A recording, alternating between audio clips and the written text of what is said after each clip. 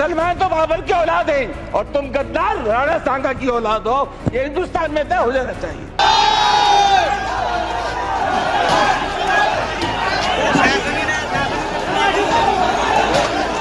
अपने घर पर हमले के बाद समाजवादी पार्टी के सांसद रामजी लाल सुमन ने गुरुवार को एक बार फिर दोहराया कि मैंने राणा सांगा को लेकर कोई गलत बयान नहीं दिया। सुमन ने कहा कि राणा सांगा ने ही बाबर को इब्राहिम लोदी को हराने के लिए हिंदुस्तान बुलाया था। सुमन ने यह भी कहा कि बयान देने का मतलब किसी की भावना को ठेस पहुंचाना नहीं था।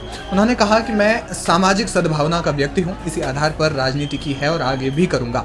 सुमन ने यह भी कहा कि मेरा बयान ऐतिहासिक संदर्भों को लेकर है, बयान पर माफी मांगने का तो सवाल ही पैदा नहीं होता। सुमन ने अपने घर पर हमले को लेकर राज्यसभा में उपसभापति को पत्र लिखा है और सुरक्षा बढ़ाने की मांग की है। गौरतलब है कि सपा सांसद के राणा सांगा पर दिए गए बयान को लेकर करणी सेना ने आक्रोश जताते हुए आगरा में बुधवार को उनके घर पर हमला बोल दिया था। उनके घर पर जमकर तोड़फोड़ की गई। इस हमले के लिए भी सांसद ने प्रशासन को जिम्मेदार ठहराया।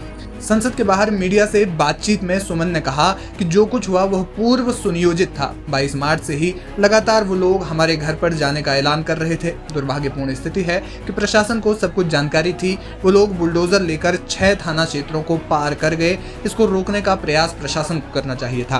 प्रशासन चाहता तो इसे रोक सकता था, लेकिन इन लोगों ने मेरे आवास पर जाकर तोड़फोड़ की, कुर्सियां, शीशे तोड़ दिए। न सिर्फ हमारी गाड़ी बल्कि वहां खड़ी अन्य गाड़ियों को भी तोड़ दिया। हमारे परिवार पर कातिलाना हमला किया गया। जो कुछ भी हुआ उससे साफ है कि प्रशासन की तरफ से लचर व्यवस्था थी।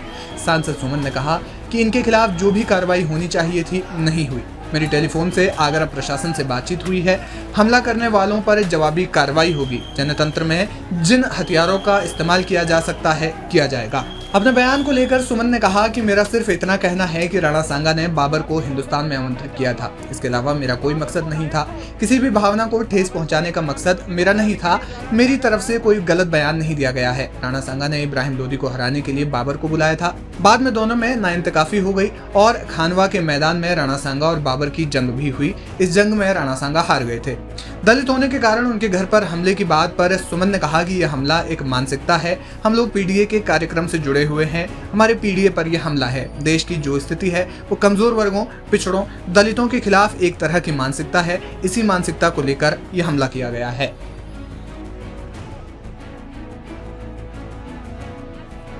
22 तारीख से ये लोग तमाम तरह के बयान दे रहे थे और सोशल मीडिया पर पहले से घोषित था कि कल हमारे घर पर जाएंगे, घर में घुसने की कोशिश करेंगे, प्राण घातक हमला करेंगे। और मजेदार बात है कि 6 किलोमीटर तक वो बुलडोजर लेकर के हमारे घर पर आ गए। कुर्सियां तोड़ दी, शीशे तोड़ दिए, मकान का गेट तोड़ दिया। कुल मिलाकर के प्राण घातक हमला उन लोगों ने किया। तो एक सोची समझी साजिश के तहत वो लोग आए थे और दुर्भाग्यपूर्ण स्थिति है, कल उत्तर प्रदेश के मुख्यमंत्री भी आगरा में थे। आप सहज अंदाजा लगा सकते हैं कि जब कोई सांसद सुरक्षित नहीं है तो उत्तर प्रदेश में कौन सुरक्षित रहेगा। आपने जो घोषणा की है कि रामलाल सुमन को जवान काटो तो 11 लाख देंगे, कोई जूते मार दे तो 21,000 देंगे, इस तरह का वो सब पीछे मार रहे हैं। मैं समझता हूँ, मेरा उनसे विनम्र आग्रह है कि आगे आके एक काम कर दें तो उनको ज्यादा सुविधाजनक होगा।